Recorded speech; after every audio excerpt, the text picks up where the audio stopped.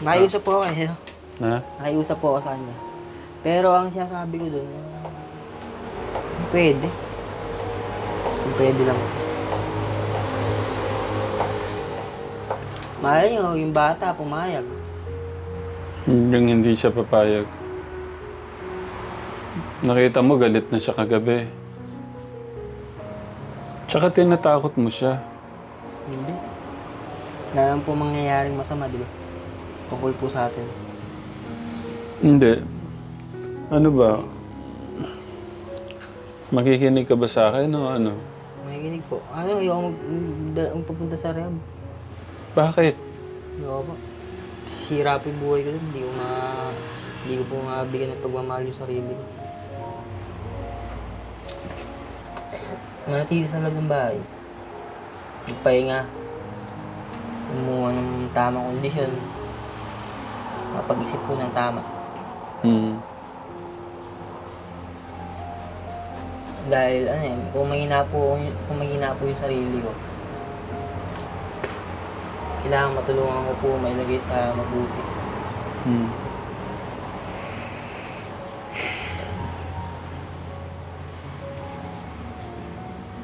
Malagi na muna po ako.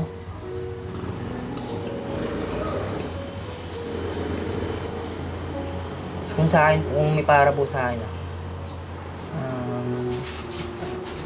kung may para po sa akin na bagay, malagi na muna po ako, magpahinga lang po, ipapabuti ko po yung sarili.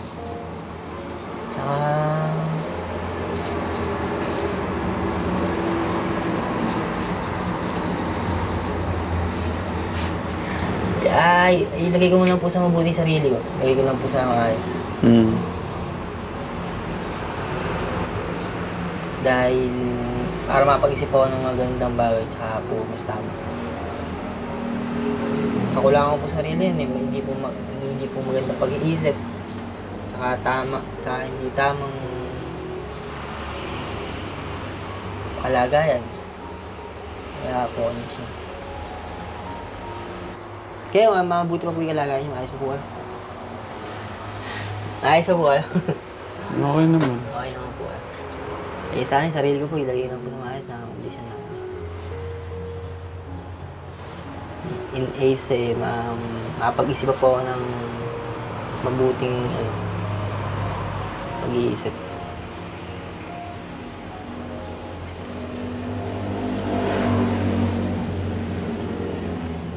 Para lang po mangyayaring masama eh. Dahil nga po ako, makapag-isip po ako ng tama.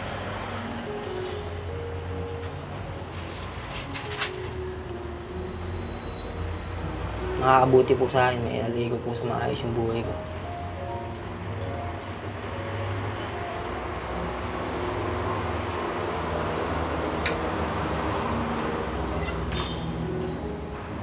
Yan o, mag-ready ka na ng gamit mo. Tara na. Di pa ako tuloy dun? Ha, pasok tayo dun. Di pa ako tuloy dun? Bakit?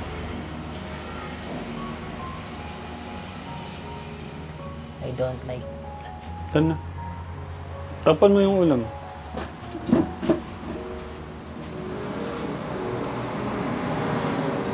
Ano? Anong plano? Ilatag mo sa akin yung plano mo. Ipagpamabuti ka na lang po muna sa sarili. Bago ko po siya ligaw.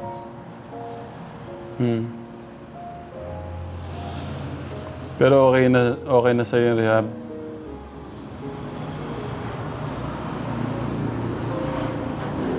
Yun, makapasama pa yung kalagayan ko. Makatapos na rin po yung problema ko na to. Maayos na rin po ito. Init, mapapabuti po yung kondisyon ko. Maalagay po sa maayos yung kalagayan ko, tsaka po yung pag-iisip ko. Para may masaya na rin po ako.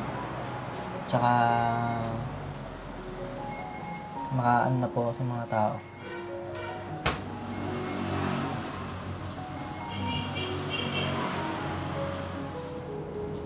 Ano natutunan mo sa 2 weeks? Wala akong maniligaw eh. Kaya nga po ng kaibigan mo yun. Wala pa akong ano eh. Sana kung magiging shota ako yun.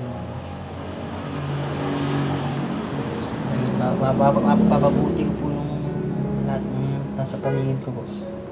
Tsaka kabanyan. Lahat po ng bagay. Ayan.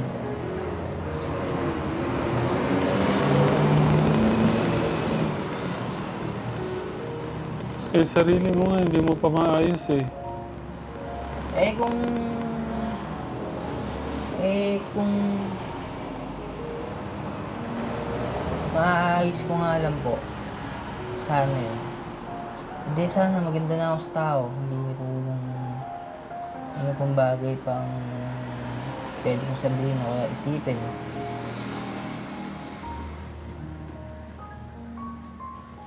Para maging masaya po ako.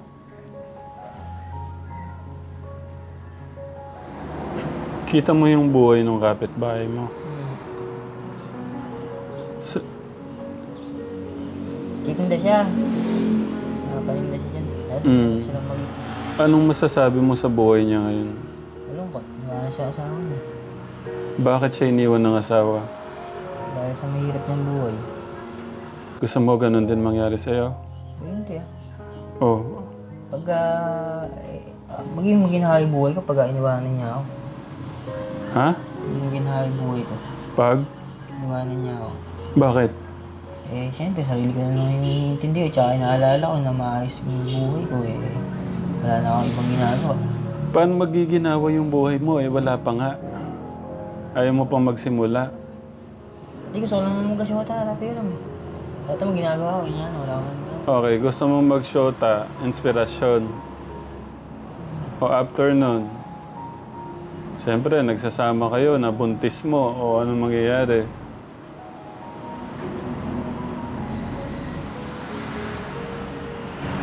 Mahalin mo. Siyempre, pag-iibigan kasi dapat pag-isip kayo ng tama. Nung bata ako, sa edad mo, lahat ng mga nakapaligid na tao sa akin, mga nangyayari sa buhay nila, ginagawa kong aral. Ako din. Gaya niyan, tignan mo yung kapitbahay mo. Iniwan siya, di ba sabi mo?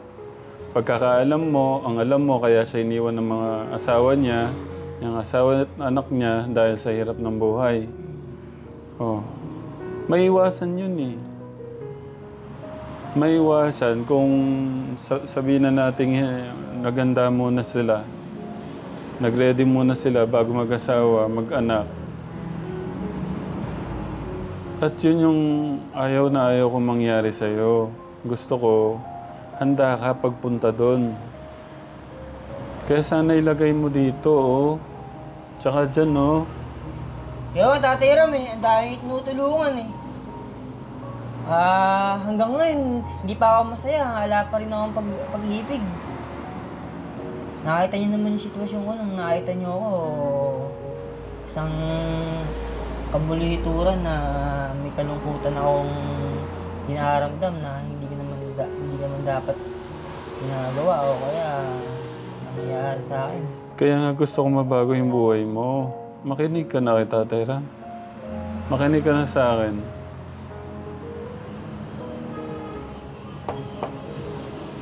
Kung gano'n po yung nangyayari, yun lang naman talaga eh. Ang gusto ko lang naman po, magkaroon po ng pagmamahal. Para kung may nagmamahal sa akin, ba't yun lang ako tingnan ng gano'n? Hindi pa nga pwede. Ayusin mo muna ang buhay mo. Sa pag-ayos ng buhay mo, pasalamat ka nga, may kasama tatanggap po kayo. sa akin tao. Oo. Tapos ganyan, nandun ka, ganyan-ganyan ka ng damit, ganon-ganon. Anong parang galaw bata ka pa. Isip bata, galaw bata. Ayun naman po.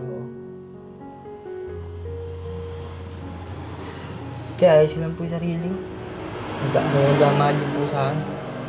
Meron talaga. Para tignan niyo po ako ng ano. Tignan niyo po ako ng gano'n. May magmamahal sa'yo. Kami nga, minamahal ka namin po eh. sa akin. Hindi na ako nag-iisip ng kung ano. Dahil lang ay may nakakaintindi po sa akin, may nagmamahal po sa akin. Mm. May makakaintindi po kung ano yung buhay ko. Maintindihan naman na kita eh. O kung nakita niyo po may girlfriend ako, o de, meron po tayong masayang, may masaya po sa atin na Hindi pa nga mahal po sa kailangan. amin. May nagmamahal po sa akin, tsaka naiintindihan niyo po. Paulit-ulit. Di, maayos po ako sa inyo kung meron naman po ako talagang babae. Mm. Mag-ready ka na ng damit mo. Ayoko po. Sige na, 2 months.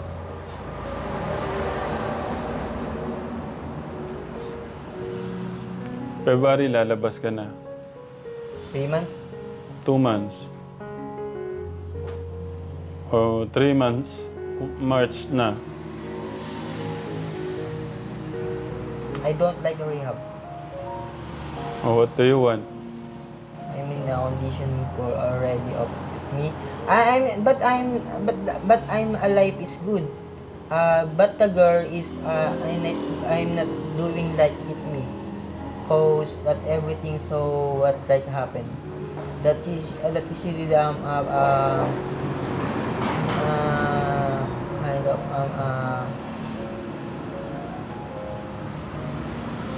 dapat lang po may makaintindi lang po din po sa akin Naiintindihan naman kita. na kailangan ko din po ng babae. Ha? Kailangan- Hindi pa nga Kailangan ko po pwede. yun. Kasi maayos naman na po yung buhay ko eh. Hindi pa Hindi, siya. sa akin po ayos na po yung buhay ko. Sabihin ko na lang sa babae na kung magiging tayo, may maganda naman na akong buhay, at magtutulungan na lang po kami para magkaroon po kami ng pagsasama. Mayroon na po akong magandang buhay, magtutulungan na lang po kami para Nasaan yung magandang buhay? nasa maayos po akong tahanan na. Nasaan yung maayos? Hindi na,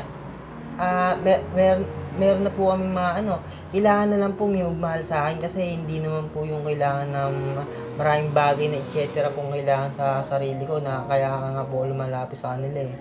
Dahil yun lang po yung kailangan ko at matutulungan po niya ako kung ako po ay magiging isang boyfriend. Nga? Dahil magiging boyfriend, matutulungan niya po ako dahil boyfriend niya naman po ako. Yun lang naman maging maayos ko lang po yung sarili ko. Kung matutulungan niya ako, di ayos na.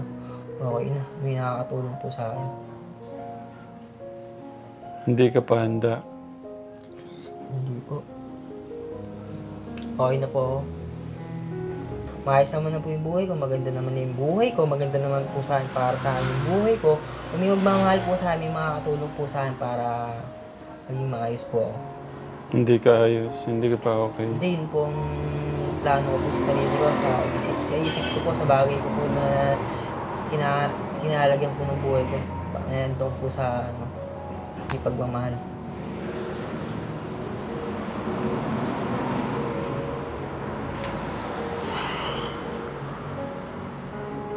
Gusto mo pa ba akong makita dito? Hindi, babahala po.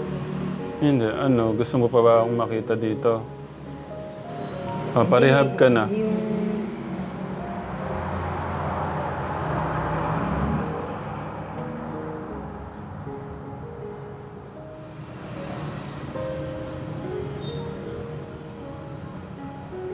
Ayoko. Yun ang makakatulong sa'yo. May mga activities doon.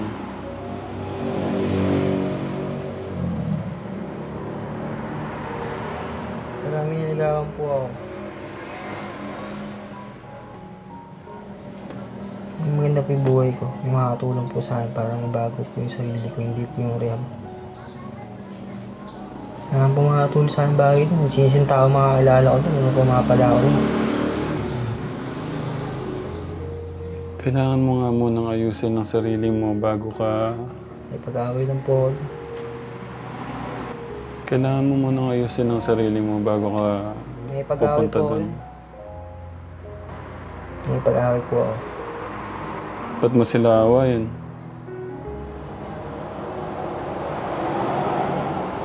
Hindi ko po kilala silang tao doon. Ayoko po sa kanila. Kaya ka makikipagpakilala. I don't like.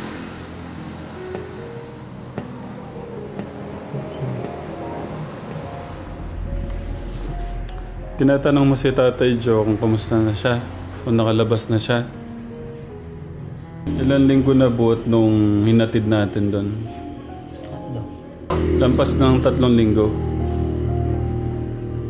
Wala na siya. Patay na? Patay na po pala. Asan po yung batang angel? Nandun sa kanila. Dahil na patay tatay niya. Ano naramdaman mo?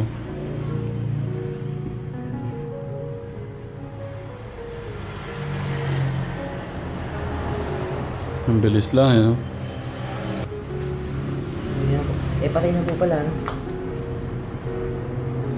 Ano yung gusto mong sabihin sa pamilya ni Tatay Joe? Sa pamilya po ni Tatay Joe, ingat po kayo, mag-ingat po kayo lagi. Nakikarami na lang din po ako. Nakikarami na lang po ako. Ganun po. Ingat po kayo. Pasok ko kayo. Ipo, nagkam tumataan po dito pagkakuhan eh. May nananggay na tiyempuhan. Ito, alagaan mo ito tayo. Ang Thank ganda you po. naman ng bahay mo. Alagaan mo yan. Dito po kayo. Hindi, pauwi na rin kami. Uwi na rin po kami. May nakapul lang din kami ngayon. Napansin ko lang yung sasakyan. Nandiyan yung sasakyan. At dito ako si tatay. Eto, lipat nyo lang ako sa white mat. Lipat niyo sa white pad tapos Thank you ano. po. Thank you. Hindi ka basta si tatay Joe. Nalibing na. Ah, Nalibing na. akala ko hindi niyo pa alam. Thank you po sa pagmamahal niyo. Tara. Nagmamadali ho kayo. Pag Shout po, out po ano kayo. po, shout out. Pwede po magpa-shout out. Shout out po kay Ma'am Maria Edna. Yan, lagi po nagmamain sa amin. Thank you, ma'am. Yung mahina na po kasi halaman. Ngayon, pag wala po nagmamain, siya po yung nagmamain lahat. Siya po yung ginagamit ng Lord sa amin kasi may dalawa po kaming college. Nagtsatsaga na lang kami sa halaman. Hindi katulad ng pandemic. Pero pag nasa Lord ka, hindi po tayo papabayaan. Saka si ano, si Ma'am Tess Ermino na taga San Rafael na nasa California. Siya rin yung tumutulong sa amin pagka yung ano, na yung sa halaman. Siya rin tumutulong sa amin. Tsaka kay Ma'am Marites Bailon, yan, Ma'am Marites mga Bailon, good kapatid. Samaritan. Nung nawalan po kami ng puhunan, pinahiram niya po kami. Thank you, ma'am. God bless po. Ba't naubos ang puhunan?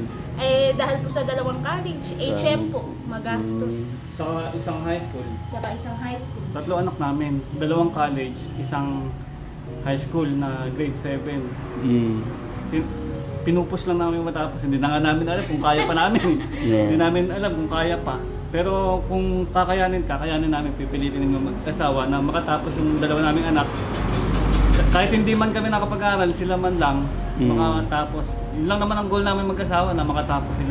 Yeah. Pangarap po kasi. Magpangarap din Tapos, yung pong mga anak namin, sa kapurihan ng Panginoon, nakapasok po ng public sa BSU. Pinasok din po ng minor. Kasi hindi po namin kaya sa college. Umiiyak po yung mga anak namin kasi gusto mag-aral. Sinama ko doon sa isa po minor. Ayun, pinasok niya po sa kanya. Napakabuti ng Diyos. Pero yun 1 taon na makakatapos sila ng college. 3 taon na sabi ko, Lord, may 3 taon pa, kayang-kaya mo yung pagtapusin.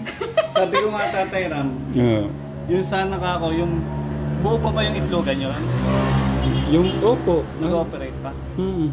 Bakit po? Bala ko rin magnegosyo sana rin. Ng- Dagdag negosyo ba? Opo, yung pong mga puting manok, tapos opo, nagkano sila Nagano pa si Tech John. Tech John? Punta na lang siguro ako, baka additional ba? Bukod sa laman, kasi medyo mahina, sasabayan ko naman ang itlog. Akala ko kayo mismo yung magpapaitlog. Hindi, ano, Parang kukuha po kayo mga itlog. Wala po kami pwesto. Pag kami ang magpapangitlog, maliit lang po kasi yung ano namin. Bahay namin, wala kami pwesto. Pero ngayon nga po, pagkakuan, magsa-sideline kami ng prutas kasi magpapasko. Ay, hindi mo tayo papabayaan po ng Panginoon. Tama Lagi po kami yun. nanonood, nalungkot nga po kami. So, hanga po siya kay Nanay Apple. Oo. Kasi talaga Si Nanay Apple, kasi si Nanay Apple, sabihin na natin si Nanay Apple ay ganun. Mm. Pero yung pagmamahal niya kay Tatay Joe, talagang nandun. Yung hindi siya nandidiri, Oo. yung kalusugan man niya maapektuhan ng pag-aalaga kay Tatay Joe. Pero okay lang kasi talagang mahal na mahal din niya talaga. Nalulungkot siya. Matulala man siya, dala rin ng pagmamahal niya kay Tatay Joe. Si Tatay Joe lang siguro nagmahal sa kanya ng ganun. Mm. Kaya love na love niya. Yeah. Kaya lungkot na lungkot din talaga siya. Sweet ni Kuya, meron tayong napakagandang halaman. Rich red daw po ang ID. Rich red. Rich Red. Rich red. Po? Rich red daw po ang ID. Paano po ID? Opo, kasi po marami pong aglaw na variety. Nasa 80 pieces po. Mm. Ang ID po niya, sabi nung kinuhaan namin, Rich red. Opo, magkano yung ganyan? Dito po, 150. May uwi akong 3, may nagmay na ng isa, 200 ko binenta. Mm. Pwede ba pong isa shout out? Mm. Ba magtampay. Nanay Nanette Magia Cruz, Nanay I love you. Ayan, binigyan niya kasi si Gab, yung bunso ko po. Nanalo ng Mr. Intrams. Binigyan niya po ng 1K para makasama. Tapos yung isa pong customer naman namin, nagbigay ng 500. And, ayaw mo po nabigay ka?